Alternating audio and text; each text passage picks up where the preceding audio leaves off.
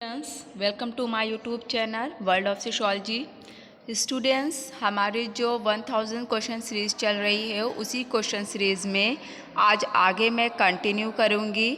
और कल मैंने आप लोगों को 420 क्वेश्चन कराया था। आज हम उसी सीरीज़ में आगे 421 क्वेश्चन से करेंगे। ठीक है, जो व्यूवर्स न्यू हैं, जिन्होंने अभी तक पहले की क्वेश्चंस नहीं किया है, वो व्यूवर्स मेरी चैनल वर्ल्ड ऑफ सोशियोलॉजी पर जाकर उसकी प्लेलिस्ट में जाके आप sociology most important 1000 question series, वहाँ से आप क्वेश्चन नंबर 1 से पूरा देख सकते हैं कि हम लोग ने अब तक कौन कौन से क्वेश्चन किए हैं।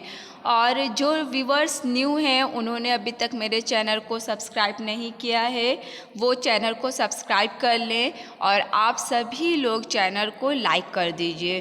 ठीक है, आप लोग जो वीडियो देख रहे हैं उसको लाइक कर दीजिए। सो आज का मैं कंटिन्यू करती हूँ। हमारा क्वेश्चन है क्वेश्चन नंबर 421। ठीक है, सो ये क्वेश्चन है हमारा, स्पेंसर की पुस्तक फर्स्ट प्रिंसिपल्स में सर्वप्रथम किस शब्द का उपयोग किया गया। सो स्पेंसर की बुक है जो फर्स्ट प्रिंसिपल, उसमें सबसे पहले यहाँ पर जो हमारे ऑप्शंस में वर्ड दिए गए हैं, पहले उसको देखते हैं, फिर हम बताएंगे कि किसका उपयोग किया गया। आपको अगर आंसर पता है कि स्पेंसर किस चीज़ की बात सबसे पहले की है, आप ऐसे आंसर इसका दे सकते हैं, तो आप कमेंट बॉक्स में आंसर कमेंट करिए। सो यहाँ पे हमारे जो ऑप्शंस दिए हुए हैं, ऑप्शन ए संस्था, ऑप्शन बी समिति, ऑप्शन सी प्राथमिक समूह, ऑप्शन डी जाति। सो यहाँ पर स्टूडेंट देखिए, स्पेंसर ने, आप लोग पढ़ती हैं ना, फर्स्ट टाइम संस्था वर्ड का यूज़ किया था। स्पेंसर के द्वारा संस्था वर्ड का यूज़ फर्स्ट टाइम किया गया था और उन्होंने, इनकी जो बुक है फर्स्ट प्रिंसिपल, इसमें इन्होंने संस्था वर्ड का यूज़ फर्स्ट टाइम किया था। इस क्वेश्चन को अगर आप लोगों को नहीं पता है तो याद कर लीजिए। ये तो पता होगा कि स्पेंसर ने यूज़ किया संस्था वर्ड का यूज़ सबसे पहले, लेकिन किस बुक में किया है उसको याद कर लीजिएगा। नेक्स्ट क्वेश्चन, क्वेश्चन नंबर 422, किस विद्वान ने समुदाय की परिभाषा में हम की भावना का स्पष्ट उल्लेख किया है। सो स्टूडेंट, ये क्वेश्चन न्यू नहीं है, आई थिंक ये हम पहले भी क्वेश्चन कर चुके हैं, रिपीटेड क्वेश्चन है। तो आप लोग इसका आंसर बताइए, आपको पता होगा इसका आंसर। ऑप्शन में बोगाल्डस, गिन्सबर्ग, मैकाइवर, किंग्सले डेविस दिया हुआ है। सो इसका जो राइट आंसर हमारा है वो है बोगाल्डस। ठीक है, बोगाल्डस के द्वारा सबसे पहले जो उन्होंने समुदाय की परिभाषा दिया था उसमें हम की भावना को बताया था। नेक्स्ट क्वेश्चन, क्वेश्चन नंबर 423, निम्नलिखित में से किस समाज में महिलाओं की परिस्थिति अपेक्षाकृत बेहतर है। पहले की अपेक्षा में अब महिलाओं की परिस्थिति किस में बेहतर थी, यहाँ पे आपको दिया हुआ है। तो पहले हम ऑप्शंस देखते हैं, औद्योगिक समाज, आदिवासी समाज, ऑप्शन सी कृषि, ऑप्शन डी उपयुक्त सभी में। सो देखिए, पहले की अपेक्षा अगर हम देखें इन ऑप्शंस में से तो औद्योगिक समाज में, ठीक है, जो इंडस्ट्रियल सोसाइटी है वहाँ पर महिलाओं की जो स्टेटस है, परिस्थिति है, वो बेहतर है। ठीक है, नेक्स्ट क्वेश्चन है क्वेश्चन नंबर 424, जब मृत्यु दर बढ़ती है और जन्म दर में गिरावट आती है तो उसके फलस्वरूप, मतलब जब ऐसा होता है कि मृत्यु दर बढ़ रही है और जन्म दर घट रही है तो उसके फलस्वरूप क्या होता है। यहाँ पर ऑप्शंस हम देखेंगे, हमारे जो ऑप्शंस दिए हुए हैं, जनसंख्या में वृद्धि होती है, जनसंख्या में गिरावट आती है, जनसंख्या स्थिर रहती है, जनसंख्या में गतिशीलता आती है। सो स्टूडेंट बताइए 424 का राइट आंसर क्या होगा। जब मृत्यु दर बढ़ रहा है और जन्म दर घट रहा है तो जनसंख्या में गिरावट आती है। ठीक है, ये कॉमन सेंस से भी हम आंसर कर सकते थे।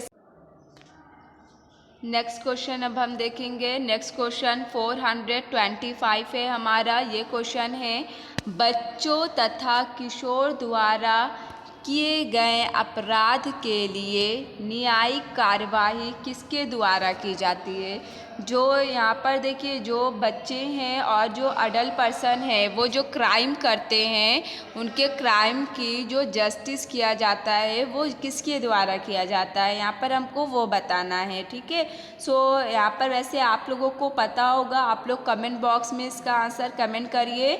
और यहाँ पर हम ऑप्शंस देखते हैं। ऑप्शन ए है किशोर न्यायालय में द्वारा, किशोर सदन द्वारा, जिला न्यायालय द्वारा, रिमांड होम द्वारा। तो इसका आंसर बताइए कि बच्चे जब या किशोर द्वारा जो अपराध होते हैं उसका जस्टिस किसके द्वारा, कार्यवाही किसके द्वारा होती है। 425 का राइट आंसर है किशोर न्यायालय द्वारा। ठीक है, इसको याद रखिएगा, वैसे कॉमन सा ये क्वेश्चन है हमारा। नेक्स्ट है क्वेश्चन नंबर 426, संयुक्त परिवार के विघटन का प्रमुख कारण है। तो संयुक्त परिवार के विघटन का क्या कारण है, ऑप्शंस देखते हैं। ऑप्शन ए मनोरंजन, ऑप्शन बी औद्योगिकीकरण, ऑप्शन सी गरीबी, ऑप्शन डी जनसंख्या। सो स्टूडेंट, इसका राइट आंसर क्या होगा, आप लोग कमेंट बॉक्स में कमेंट कीजिए। 26 का राइट आंसर औद्योगिकीकरण, option number B right answer है कि संयुक्त परिवार का जो विघटन हो रहा है वो औद्योगिकीकरण के भी कारण है, जिसके कारण हो रहा है ऐसा। नेक्स्ट क्वेश्चन नंबर 427, सामाजिक विरासत का अभौतिक पक्ष क्या है। सामाजिक विरासत की यहाँ पे बात हो रही है और उसका अभौतिक पक्ष बताना है। ठीक है, विरासत का भौतिक अभौतिक दोनों पक्ष होता है। तो ये जो ऑप्शंस दिए हुए हैं इसमें से अभौतिक पक्ष कौन सा होगा, यहाँ पर हमको ये बताना है। सो ऑप्शंस यहाँ पर हमारे दिए हुआ है। ऑप्शन ए परंपरा, ऑप्शन बी प्रथा, ऑप्शन सी लोकाचार, ऑप्शन डी अत्याचार। सो स्टूडेंट, इसका जो राइट आंसर होगा ऑप्शन नंबर ए होगा परंपरा। परंपरा सामाजिक विरासत का अभौतिक पक्ष है। ठीक है, इसको ध्यान रखिएगा ये क्वेश्चन। नेक्स्ट क्वेश्चन है क्वेश्चन नंबर 428, समाजशास्त्र के जन्मदाता कौन है। बहुत सिंपल सा क्वेश्चन है, सबका आंसर ठीक होना चाहिए, किसी का गलत नहीं होना चाहिए, क्योंकि हम जब समाजशास्त्र पढ़ रहे हैं तो समाजशास्त्र के जन्मदाता कौन है हमें पता होना चाहिए। मैंने इससे पहले भी समाजशास्त्र के पिता कौन है ये क्वेश्चन कराया हुआ है, तो यहाँ पर आंसर वही होगा हमारा। चलिए जल्दी से आंसर बताइए आप लोग। सो यहाँ पर ऑप्शंस में गिलिन है, अगस्त कॉस्ट है, ये कॉम्ट होगा, कॉस्ट लिख गया है गलती से, लुनबर्ग, मैकाइवर। सो स्टूडेंट, यहाँ पर देखिए जो राइट आंसर होगा अगस्त कॉम्ट होगा। समाजशास्त्र के जन्मदाता अगस्त कॉम्ट है। ठीक है, याद रखिएगा ये।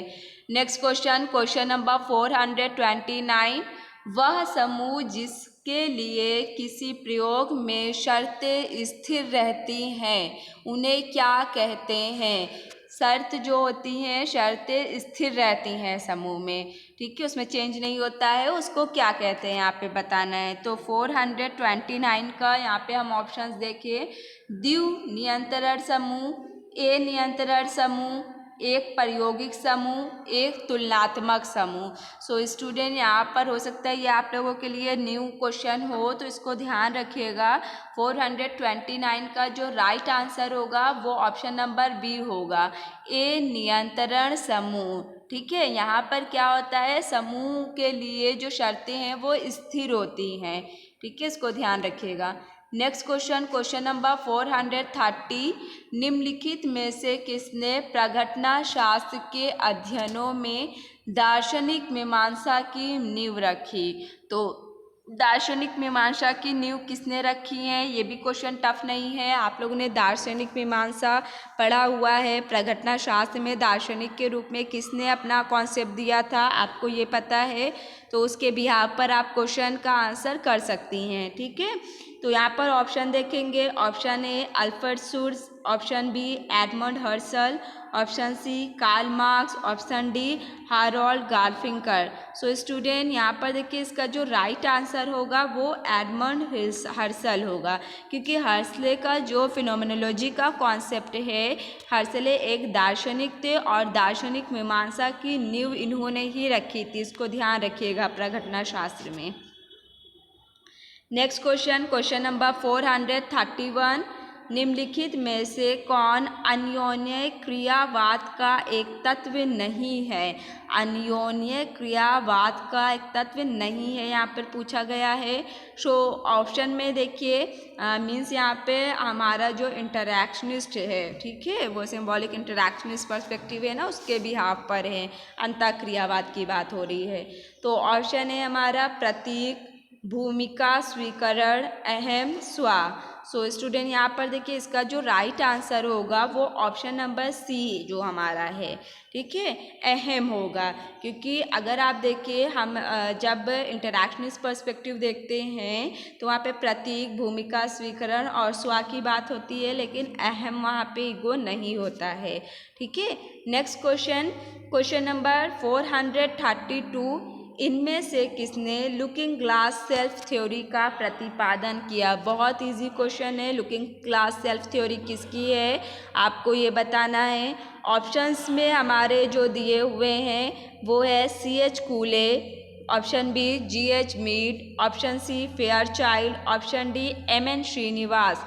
सो स्टूडेंट यहाँ पर देखिए, इसका जो राइट आंसर हमारा होगा वो C.H. कूले है। C.H. कूले ने लुकिंग ग्लास सेल्फ थ्योरी का प्रतिपादन किया है। ओके। Next question number 433। प्रघटना विज्ञान का प्रमुख शिल्पकार किसे माना जाता है? ये भी क्वेश्चन बहुत इजी है। 433 किसे माना जाता है? आप लोग को मैंने ये बताया है, शिल्पकार कह के प्रघटना शास्त्र का पुकारा गया है किसी को। सो यहाँ पर हमारे जो ऑप्शंस दिए हुए हैं वो ऑप्शन ए है Alfred Schutz, option B Max Weber, option C Anthony Giddens, option D P.L. Berger. So student यहाँ पर देखिए, हमारा जो ऑप्शन नंबर ए है अल्फ्रेड शुर्ज, ये हमारा राइट आंसर होगा, ठीक है। इनको ही प्रघटना विज्ञान का शिल्पकार माना जाता है, इसको ध्यान रखिएगा। नेक्स्ट क्वेश्चन है क्वेश्चन नंबर 434। ये क्वेश्चन है हमारा, विनिमय सिद्धांत को निर्मित करने का श्रेय किसको जाता है? तो विनिमय सिद्धांत की बात हो रही है यहाँ पर। क्वेश्चन ज़रा ध्यान से पढ़िएगा और इसका आंसर आप लोग बताइए अपने से, क्या होगा? विनिमय का सिद्धांत सबसे पहले किसने दिया था, यहाँ पर हमको ये बताना है। ओके। सो ऑप्शंस में जितने भी हैं सब ने विनिमय की बात करी है, तो आपको ये बताना है किसने इसको निर्मित कर रहा था। तो ऑप्शंस ए है Homans, option B Levi Strauss, option C Malinowski, option D Frazer. तो यहाँ पे आपने देखा ना, सभी विनिमय सिद्धांत की बात करते हैं, लेकिन जो होमस महोदय हैं, होमस ने फर्स्ट टाइम में हमारा एक्सचेंज थ्योरी उन्होंने प्रेजेंट करी थी, ठीक है, इसको ध्यान रखिएगा। नेक्स्ट क्वेश्चन है क्वेश्चन नंबर 435। सो ये क्वेश्चन है हमारा, निम्न में से प्रतीकात्मक अंतःक्रियावाद किस पर जोर देता है? सो प्रतीकात्मक अंतःक्रियावाद किस पर जोर देता है ये बताना है। ऑप्शंस देखते हैं हम। ऑप्शन ए है समाज की संरचनात्मक इकाइयाँ, ऑप्शन बी व्यवहार की बाह्य निर्धारकों, ऑप्शन सी संस्कृति, ऑप्शन डी व्यक्तिनिष्ठ प्रक्रिया। सो यहाँ पर स्टूडेंट हमारा 435 का जो राइट आंसर है वो व्यक्तिनिष्ठ प्रक्रिया है, ठीक है। सब्जेक्टिविटी की बात करता है, सब्जेक्टिव मीनिंग निकालते हैं हम प्रतीकात्मक अंतःक्रियावाद में, ठीक है। जब कोई इंसान प्रतीकों का यूज़ करता है तो वहाँ पे हम व्यक्तिनिष्ठ तरीके से उसका अर्थ निकालते हैं। ओके, तो ऐसे याद रखिएगा इस चीज़ को। नेक्स्ट क्वेश्चन नंबर 435 है। ये क्वेश्चन है हमारा, निम्नलिखित में से कौन सा प्रघटना शास्त्रीय फिनोमेनोलॉजिकल विद्यालय से जुड़ा नहीं है? सो ये भी बहुत ही इजी क्वेश्चन है हमारा। यहाँ पर हम देखते हैं ए हर्सले, पैर बोर्ड्यू, ये अल्फ्रेड शुर्ज है, यहाँ पे स्पेलिंग कुछ गड़बड़ है, और W डिल्थे। सो स्टूडेंट यहाँ पर देखिए जो नहीं जुड़ा है, तो हुर्सले, शुर्ज ये आप जानती हैं जुड़े हैं, बोर्ड्यू भी जुड़े हैं, डिल्थे नहीं जुड़े हुए हैं। सो इसको याद रखिएगा। नेक्स्ट क्वेश्चन है, निम्नलिखित में से कौन प्रघटना शास्त्रीय विद्यालय से जुड़ा हुआ नहीं है? आई थिंक ये क्वेश्चन 2 बार रिपीट हुआ है। सो हम आगे बढ़ते हैं, नेक्स्ट क्वेश्चन करते हैं। सो स्टूडेंट 437 क्वेश्चन है हमारा।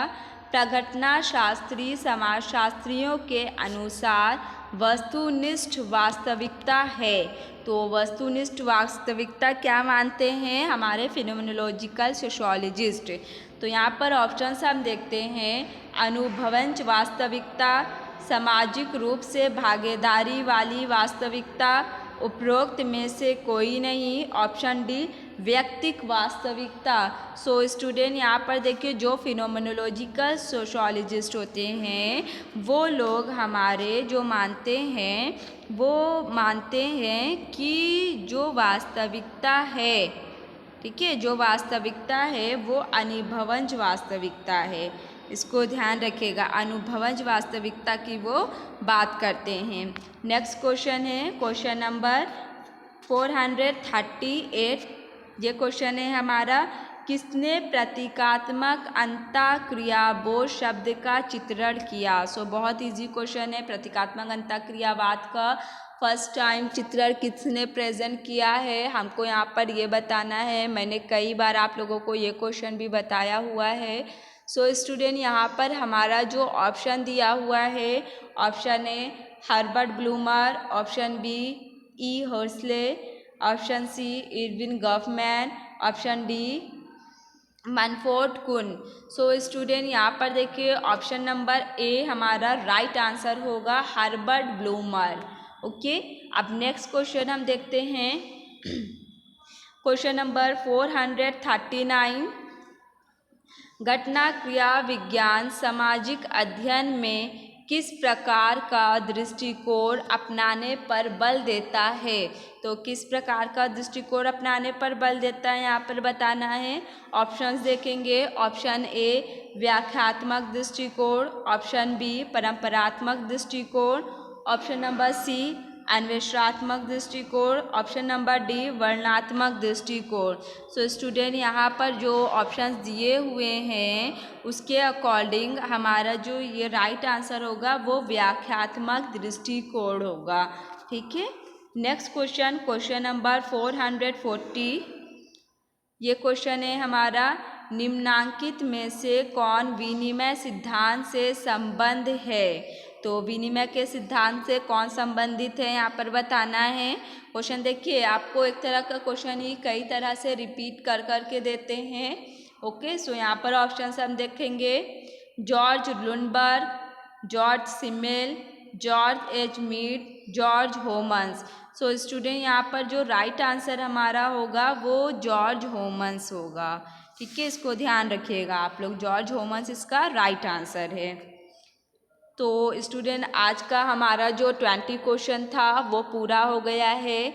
आई होप ये आप लोगों के लिए हेल्पफुल क्वेश्चन रहा होगा और आगे भी हम इसी तरह से इम्पोर्टेंट क्वेश्चंस करते रहेंगे जो एग्ज़ाम में आते हैं हमारे, जिससे हमें अपनी प्रिपरेशन में हेल्प मिल सके। ओके, सो स्टूडेंट अब मैं कल आप लोगों को फिर 20 क्वेश्चन कराऊंगी इसी सीरीज़ में आगे का।